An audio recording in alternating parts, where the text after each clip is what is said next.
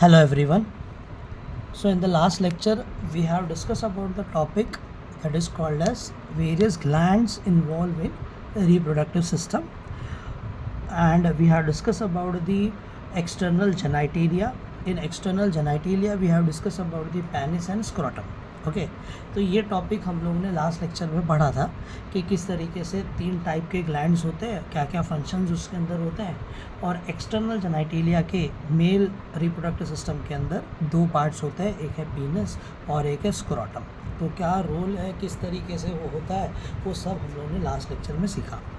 अब आज के लेक्चर में जो हम लोग टॉपिक पढ़ने वाले हैं that is called as female reproductive system. किसके बारे में हम लोग सीखेंगे आज के लेक्चर में? फीमेल रिप्रोडक्टिव सिस्टम के बारे में पढ़ेंगे। अगेन वेरी इंपॉर्टेंट टॉपिक, काफ़ी क्वेश्चंस इसके ऊपर अलग अलग सेपरेटली 3 मार्क्स के क्वेश्चंस इसके ऊपर पूछते हैं, या फिर आपको ओविडक्ट एक्सप्लेन करने के लिए पूछेगा 4 मार्क्स के लिए, ऐसा क्वेश्चन भी हो सकता है। तो अब हम लोग इसके ऊपर डिस्कस करेंगे फीमेल रिप्रोडक्टिव सिस्टम के अंदर क्या क्या चीज़ें प्रेजेंट होती है। तो बेसिकली अगर हम लोग फीमेल रिप्रोडक्टिव सिस्टम देखेंगे तो उसके अंदर 7 चीज़ें प्रेजेंट हैं। ओके, सबसे पहली चीज़ प्रेजेंट है pair of ovaries. Okay, 2 ovaries इसके अंदर भी प्रेजेंट होती है। That ovary will represent the primary sex organ of the female reproductive system. Okay, तो पेयर ऑफ ओवरीज इसके अंदर प्रेजेंट होगी which will resemble to that of testis के जैसे। मेल रिप्रोडक्टिव सिस्टम में जैसे टेस्टिस प्राइमरी सेक्स ऑर्गन है, उसी तरीके से ओवरी पेयर्स में प्रेजेंट होता है, और ये भी प्राइमरी सेक्स ऑर्गन है किसके अंदर? फीमेल रिप्रोडक्टिव सिस्टम के अंदर। फिर उसके बाद जो दूसरा हमारा रिप्रोडक्टिव सिस्टम के अंदर पार्ट प्रेजेंट है उसको हम लोग बोल रहे हैं ओविडक्ट। ये ओविडक्ट भी पेयर्स में ही हमेशा प्रेजेंट होते हैं। ओके, फिर तीसरा पार्ट आता है हमारा जिसको हम लोग बोलते हैं यूटेरस। ओके, यूटेरस जो है वो सिंगली प्रेजेंट होता है, वजाइना भी सिंगली प्रेजेंट होता है। इसके अलावा इसके अंदर भी एक्सटर्नल जेनाइटेलिया प्रेजेंट है जिसको हम लोग वॉल्वा बोलते हैं। इसके अलावा इसके अंदर 2 ग्लैंड्स प्रेजेंट होते हैं, और दोनों भी ग्लैंड्स पेयर्स में प्रेजेंट होते हैं। एक को हम लोग बोलते हैं वेस्टिब्युलर ग्लैंड और एक को हम लोग बोलते हैं मेमरी ग्लैंड, जिसके अपने अलग अलग फंक्शंस हैं। ओके, तो ये 7 पार्ट है जो फीमेल रिप्रोडक्टिव सिस्टम के अंदर प्रेजेंट होता है। क्या क्या प्रेजेंट होता है? Pair of ovaries, pair of oviduct, uterus, vagina, external genitalia, pair of vestibular gland and pair of mammary glands. Okay, तो ये फीमेल रिप्रोडक्टिव सिस्टम के अंदर पार्ट्स, अलग अलग पार्ट्स है जो हम लोगों को देखने को मिलेंगे। अब डायग्राम की मदद से देखते हैं कि कहाँ पर ये सारे पार्ट्स प्रेजेंट होते हैं। Now you can see this is the diagrammatic representation of female reproductive system. ये डायग्राम आपको 3 मार्क्स के लिए ड्रॉ करने के लिए भी पूछ सकता है, या फिर डायग्राम दिया हुआ रहेगा and you have to do the labelling part. तो अब इसके बारे में हम लोग सीखेंगे, that is called as reproductive system. Okay, कि फीमेल्स के अंदर क्या क्या रिप्रोडक्टिव सिस्टम हम लोगों को यहाँ पर देखने को मिल सकता है। तो फीमेल रिप्रोडक्टिव सिस्टम के अंदर जो ऊपर की तरफ पार्ट प्रेजेंट होते हैं तो वो अभी हम लोग पहले देखेंगे। यहाँ पर अपर पार्ट जो है इसके, that is the first part which is called as ovary, जो फर्स्ट प्राइमरी सेक्स ऑर्गन है फीमेल रिप्रोडक्टिव सिस्टम के अंदर। पेयर ऑफ ओवरी एक राइट साइड पर प्रेजेंट होती है और एक लेफ़्ट साइड पर प्रेजेंट होती है। डिटेल में इसके बारे में ट्रांसफर सेक्शन वो सब हम लोग डिटेल में इसके अंदर पढ़ने वाले। ओके, तो ये एक पार्ट है इसका important part, primary sex organ, जिसको हम लोग क्या बोल रहे हैं? ओवरी बोल रहे हैं। फिर उसके बाद ये जो ओवरी है, ये ओवरी फोलोपियन ट्यूब के साथ कनेक्टेड होती है। ये यहाँ पर हमारा फोलोपियन ट्यूब दिखाई देगा, इसको हम लोग क्या बोलते हैं? फोलोपियन ट्यूब, या फिर दूसरा नाम क्या है इसका? यूटेरियन ट्यूब भी हम लोग इसको बोल सकते हैं। ओके, और ये भी पेयर्स में प्रेजेंट होता है। तो जो हमारा ओवरी है वो फोलोपियन ट्यूब के साथ कनेक्टेड है। ओके, ओविडक्ट के साथ कनेक्टेड है।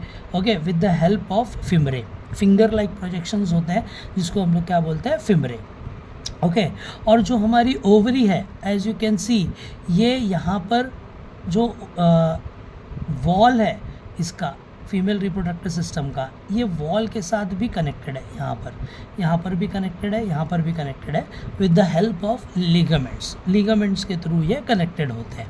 ओके, हमारे फीमेल रिप्रोडक्टिव सिस्टम के साथ भी ओवरी कनेक्टेड है, और प्लस ओवरी जो है एब्डोमिनल पार्ट के साथ भी कनेक्टेड होती है with the help of this ligaments. Okay, फिर उसके बाद ये जो फॉलोपियन ट्यूब का डोम शेप है, ये ऊपर वाला जो शेप आपको दिखाई देगा, इसको हम लोग क्या बोलते हैं, फंडस बोलते हैं। क्या बोलेंगे हम लोग इसको, फंडस। जो स्लाइटली रेज पार्ट होता है इसको हम लोग बोलेंगे फंडस। ओके, फिर बीच में ये वाला जो हिस्सा है इसको हम लोग क्या बोलते हैं, that is called as uterus. क्या बोलते हैं हम लोग इसको, यूटेरस बोलते हैं। ओके, अब इस पूरे रिप्रोडक्टिव सिस्टम के अंदर वॉल लेयर्स भी प्रेजेंट होती है। एक जो बाहर की तरफ प्रेजेंट होती है इसको हम लोग बोलते हैं मायोमेट्रियम वॉल, और एक अंदर की तरफ प्रेजेंट होती है जिसको हम लोग बोलते हैं एंडोमेट्रियम वॉल। ओके, तो ये अलग अलग वॉल लेयर आपको दिखाई दे रही है। एंडोमेट्रियम वॉल जो मेंस्ट्रुअल साइकिल के वक्त डीजनरेट होती है वो अंदर की तरफ है, और उसके ऊपर एक और एक वॉल लेयर प्रेजेंट होती है जिसको हम लोग मायोमेट्रियम वॉल बोलते हैं। फिर उसके बाद ये जो यूटेरस है हमारा, उसके नीचे की तरफ एक ओपनिंग जैसा स्ट्रक्चर दिखाई देगा, इसको हम लोग क्या बोलते हैं, सर्विक्स। और फिर ये सर्विक्स एक ट्यूब लाइक पार्ट से कनेक्टेड है, इलोंगेटेड पार्ट से कनेक्टेड है, जिसको हम लोग क्या बोल रहे हैं, वजाइना। तो ये सारे पार्ट्स हैं जो हमारे कहाँ पर प्रेजेंट होते हैं, फीमेल रिप्रोडक्टिव सिस्टम के अंदर हम लोग को देखने को मिलते हैं। तो ये हमारा डायग्रामेटिक रिप्रेजेंटेशन है जो आपको बता रहा है कि किस तरीके से फीमेल रिप्रोडक्टिव सिस्टम देखने को मिलता है। अब अगर आपको क्वेश्चन ऐसा आएगा ऑप्शन में कि मेल रिप्रोडक्टिव सिस्टम एक्सप्लेन करो और फीमेल रिप्रोडक्टिव सिस्टम एक्सप्लेन करो, तो आप लोग फीमेल रिप्रोडक्टिव सिस्टम एक्सप्लेन करना चाहिए, क्योंकि as compare to male reproductive system, female reproductive system का डायग्राम जो है वो काफ़ी ईजी है। ओके, तो इस तरीके से ये हम लोगों को देखने को मिलता है। ये सारे पार्ट्स हैं जो हमारे फीमेल रिप्रोडक्टिव सिस्टम के अंदर प्रेजेंट होते हैं। ओके, अब आगे बढ़ते हैं हम लोग फीमेल रिप्रोडक्टिव सिस्टम के बारे में डिटेल में जानेंगे कि ओवरीज किस तरीके से प्रेजेंट होते हैं और कहाँ पर प्रेजेंट होंगे। तो पहला पार्ट क्या है हमारा, ओवरी है। अब ये जो ओवरी है, ये ओवरी का एक्सप्लेनेशन कैसा है, देखो ओवरी जो है इसको हम लोग फीमेल रिप्रोडक्टिव सिस्टम बोल रहे हैं। Okay, female primary sex organ इसको हम लोग बोल सकते हैं। ओके, तो जो ओवरी है हमारी वो क्या है, फीमेल सेक्स ऑर्गन है, primary female sex organ. Okay, ovary के अंदर क्या प्रोड्यूस होता है, तो एग या फिर ओवम प्रोड्यूस हो सकता है। ओके, ये प्रोड्यूस होता है इसके अंदर। इसके अलावा ओवरी के अंदर सेक्स हार्मोन भी प्रोड्यूस होते हैं। फीमेल सेक्स हार्मोन कौन से हैं, याद रखना, ईस्ट्रोजन, प्रोजेस्टेरॉन, रिलैक्सिन, एक्टिविन और इनिबिन। इसके क्या रोल है वो हम लोग मेंस्ट्रुअल साइकिल में डिटेल में पढ़ने वाले हैं। ओके, तो याद रखो प्राइमरी सेक्स ऑर्गन जो फीमेल्स के अंदर प्रेजेंट होता है उसको हम लोग क्या बोलते हैं, ओवरी बोलते हैं। दूसरी चीज़, ओवरी क्या प्रोड्यूस करते हैं, एक तो एग ओवम प्रोड्यूस करने का काम करेंगे, और फीमेल रिप्रोडक्टिव हार्मोन्स।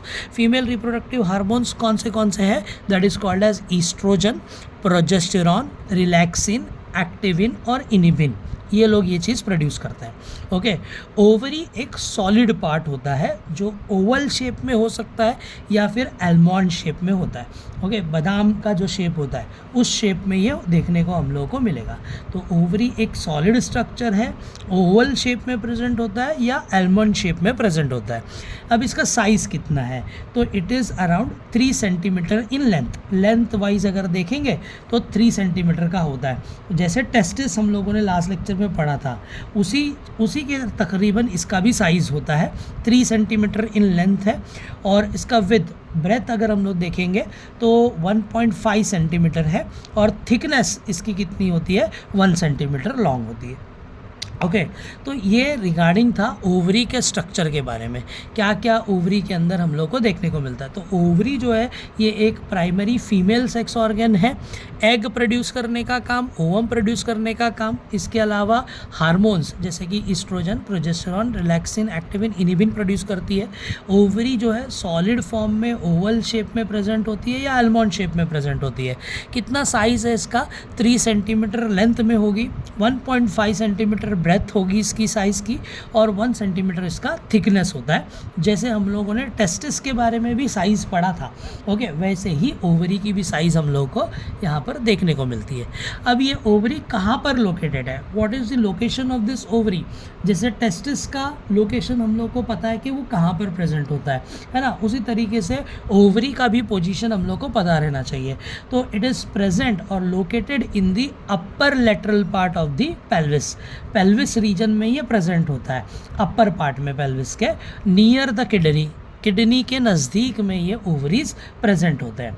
और जैसे मैंने बताया आपको कि ओवरी जो है अपनी पोजीशन पे फिक्स रहती है, और किसकी मदद से ये फिक्स रहती है, लिगामेंट्स की मदद से। लिगामेंट्स की मदद से ये जो ओवरी है वो अटैच होती है यूटेरस को भी और एब्डोमिनल वॉल को भी। तो this is about the description of the ovary. ये किसके बारे में था, हमारे ओवरी के बारे में था कि ओवरी किस तरीके से हम लोगों को यहाँ पर देखने को मिलेगी। ओके, अब आते हैं हम लोग इसके स्ट्रक्चर के ऊपर। ओवरी के अंदर क्या क्या चीज़ें प्रेजेंट होती है, तो ये हमारा डायग्रामेटिक रिप्रेजेंटेशन है जो ड्रॉ नीट लेबल डायग्राम में भी पूछता है, draw the structure of ovary. Okay, तो ओवरी का सेक्शन अगर हम लोग देखेंगे तो उसके अंदर क्या क्या पार्ट्स प्रेजेंट होते हैं, that we have to understand first. Okay, अगर स्ट्रक्चर की बात करेंगे, हर एक ओवरी जो है एक कॉम्पैक्ट स्ट्रक्चर है which is differentiated into 2 parts, 2 parts में डिफरेंशिएटेड है। एक बीच का हिस्सा होता है सेंट्रल पार्ट जिसको हम लोग मेड्यूला बोलते हैं, और एक आउटर पार्ट होता है जिसको हम लोग कॉर्टेक्स बोलते हैं। Now you can see in the diagram, अब ये डायग्राम में आपको दिखाई देगा। ओके, 2 रीजन इस ओवरी के हम लोग को दिखाई देते हैं। एक को हम लोग क्या बोलते हैं, outer part, that is called as cortex region, एक कॉर्टेक्स रीजन इसका है, और एक सेंट्रल पार्ट है जिसको हम लोग क्या बोलते हैं, मेडुला बोलते हैं। तो इस तरीके से ओवरी के कितने पार्ट्स हम लोग को देखने को मिलेंगे, तो 2 हिस्से हम लोग को ओवरी के देखने को मिलेंगे, एक आउटर रीजन जिसको हम लोग कॉर्टेक्स बोल रहे हैं, और एक इनर सेंट्रल रीजन जिसको हम लोग क्या बोल रहे हैं, मेडुला बोल रहे हैं। समझ में आया, पहला पॉइंट वही बोल रहा है कि हर एक ओवरी जो है पेयर्स में प्रेजेंट होती है ओवरी, तो हर एक ओवरी के अंदर ये 2 पार्ट डिफरेंशिएटेड है, एक सेंट्रल पार्ट जिसको मेडुला और आउटर पार्ट जिसको हम लोग बोलते हैं कॉर्टेक्स। ओके, अब इसका जो कॉर्टेक्स रीजन है वो एक्सटर्नली कवर्ड होता है by the layer of germinal epithelium. Okay, तो ये किससे कवर्ड होता है cortex region, germinal epithelium. Now you can see in the diagram, यहाँ पर आपको दिखाई देगा जर्माइनल एपिथेलियम दिख रहा है। तो कॉर्टेक्स रीजन किससे कवर है, कौन से सेल से कवर है, जर्माइनल एपिथेलियम लेयर से, लेयर ऑफ सेल है जिसको हम लोग जर्माइनल एपिथेलियम बोलते हैं, उससे ये कवर्ड होती है। समझ में आया, ये 3 पार्ट, मेड्यूला सेंट्रल पार्ट है, कॉर्टेक्स आउटर पार्ट है, और कॉर्टेक्स को कवर करके कौन प्रेजेंट है, जर्माइनल एपिथेलियम कवर्ड करके होता है। ओके, अब इसके अलावा इसके अंदर लूज कनेक्टिव टिश्यूज भी प्रेजेंट होते हैं। ओके, स्ट्रोमा जिसको हम लोग बोलते हैं। ओके, जो स्ट्रोमा है मेड्यूला का, उसके अंदर क्या क्या चीज़ें प्रेजेंट होती है, ब्लड वेसल्स पास होंगे, लिम्फ वेसल पास होंगे, और नर्व फाइबर्स इसके अंदर हम लोग को देखने को मिलेंगे। As you can see in the diagram, यहाँ पर लेबलिंग किया हुआ है ब्लड वेसल्स का। तो सिर्फ ब्लड वेसल्स नहीं है मेड्यूला के अंदर, मेड्यूला का जो स्ट्रोमा है, जो लिक्विड है, उसके अंदर ब्लड वेसल्स भी पास होते हैं, लिम्फ वेसल भी पास होते हैं, और नर्व फाइबर्स भी इसके अंदर हम लोग को देखने को मिलेंगे। ओके, समझ में आया, तो ये सारी चीज़ें हम लोग को इसके अंदर देखने को मिलती है मेड्यूला के स्ट्रोमा के अंदर। तो जो डायग्राम है उसी को यहाँ पर एक्सप्लेन किया हुआ है। Outer cortex region is more compact and granular. जो कॉर्टेक्स रीजन होता है वो ज़्यादा कॉम्पैक्ट होता है और उसके अंदर ज़्यादा ग्रैन्यूल्स हम लोगों को देखने को मिलते हैं। Okay, it show large number of tiny masses of a cell. Okay, अब इस कॉर्टेक्स रीजन के अंदर बहुत सारे छोटे छोटे मास ऑफ सेल प्रेजेंट है। Okay, group of cell present है, और इस ग्रुप ऑफ सेल को हम लोग क्या बोलते हैं, ओवेरियन फॉलिकल्स। क्या बोलेंगे हम लोग इसको, ओवेरियन फॉलिकल्स। और इन सब को मिलाकर ये क्या फॉर्म करते हैं, immature ova. Okay, which originating from the cells of endoderm of egg yolk sac. Okay, तो इसको फॉलिकल को ओवेरियन फॉलिकल्स को मिलाकर कलेक्टिवली ये लोग क्या फॉर्म करेंगे, ओवा फॉर्म करेंगे। और वो ओवा कैसा होगा, इमैच्योर फॉर्म में। और ये कहाँ से ओरिजिनेट होते हैं, एंडोडर्मल ओरिजिन है इनका, ओके, एंडोडर्म के योग सैक से ये ओरिजिनेट होते हैं। फिर उसके बाद ये जो सेल्स हैं ये माइग्रेट होते हैं, कहाँ पर माइग्रेट होते हैं, गोनाडल रिज पर ड्यूरिंग दी एम्ब्रियोनिक डेवलपमेंट। जब एम्ब्रियोनिक डेवलपमेंट आता है तो एम्ब्रियो में एक रीजन होता है जिसको हम लोग बोलते हैं गोनाडल रिज, ओके, वहाँ पर ये माइग्रेट हो जाते हैं और वहाँ पर ये जो सेल्स हैं इमैच्योर ओवा जो है वो माइटोसिस से डिवाइड होते हैं। और जब माइटोसिस से डिवाइड होते हैं और नए सेल्स बनते हैं और वो सेल्स को अब हम लोग क्या बोलेंगे, ऊगोनिया, ओके। इमैच्योर ओवा जो है वो कन्वर्ट हो जाएगा किसमें, ऊगोनिया में, ओके। तो large number of tiny masses of cells इस कॉर्टेक्स रीजन के अंदर प्रेजेंट है, जिसको हम लोग ओवेरियन फॉलिकल्स बोल रहे हैं। सबको मिलाकर आगे जाकर ये लोग क्या फॉर्म करते हैं, इमैच्योर ओवा, ओके, जो एंडोडर्मल ओरिजिन है योग सैक से बनता है। और फिर ये माइग्रेट होते हैं गोनाडल रीच में ड्यूरिंग एम्ब्रियोनल डेवलपमेंट, और फिर एम्ब्रियो स्टेज में ही ये माइटोसिस से डिवाइड करते हैं और क्या बन जाते हैं, ऊगोनिया बन जाते हैं। तो इस तरीके से ये स्ट्रक्चर हम लोगों को देखने को मिलेगा। अब ये जो ऊगोनिया है ये कंटिन्यू करते हैं, साइज़ में ग्रो होते हैं, ओके, और इसके ऊपर एक लेयर बन जाती है और वो लेयर को हम लोग क्या बोलते हैं, ग्रैन्युलोसा, ओके। ग्रैन्युलोसा सेल्स की इसके ऊपर एक लेयर बन जाएगी and they form rudiments of the ovarian follicles. The process of oogenesis, ये जो प्रोसेस है ऊजेनेसिस का, फॉर्मेशन ऑफ ऊगोनिया, इसको हम लोग ऊजेनेसिस बोलते हैं, ओके। ये स्टार्ट कहाँ से होता है, बिफोर द बर्थ, ओके। जब फीमेल बेबी का बर्थ नहीं हुआ रहेगा तब से ये स्टार्ट होता है और ख़त्म कब होता है, 12th वीक में ख़त्म होता है जब ओवरी पूरी तरीके से डेवलप हो जाएगी, okay. It has more than 2 million primordial follicles.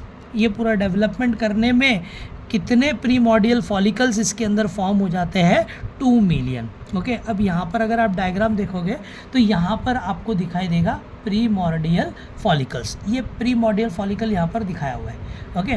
तो ये प्रीमॉर्डियल फॉलिकल्स कितने प्रेजेंट होते हैं at the completion of the development, more than 2 million primordial follicles इसके अंदर फॉर्म हो जाएंगे, ओके। बिफोर बर्थ ये फॉर्मेशन स्टार्ट हो जाता है, ओके, और ख़त्म कब होता है, at the end of 12th week ovary पूरी तरीके से बन जाते हैं। और कितने प्रीमॉर्डियल फॉलिकल्स फॉर्म होते हैं, 2 मिलियंस प्रीमॉर्डियल फॉलिकल इसके अंदर फॉर्म हो जाएंगे।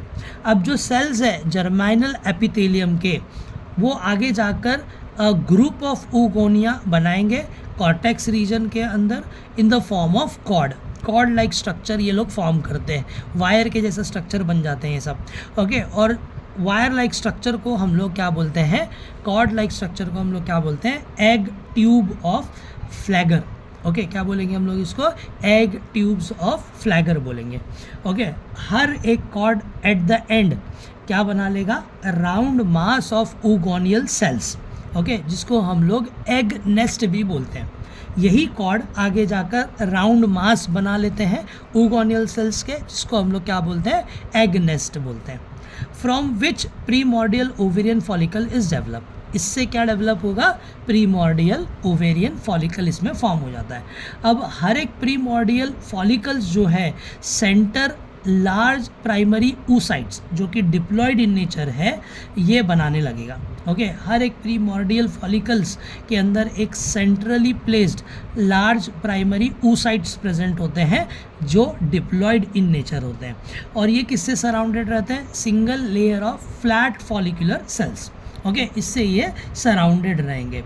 प्राइमरी oocytes जो है वो माइटोसिस करने लगते हैं, ओके, लेकिन ये माइटोसिस प्रोसेस मियोसिस प्रोसेस करने लगते हैं। प्राइमरी oocytes जो है, प्राइमरी oocytes स्टार्ट करेंगे मियोसिस प्रोसेस, लेकिन मियोसिस 1 यहाँ पर क्या हो जाएगा, स्टॉप हो जाएगा, ओके, इस स्टेज पर।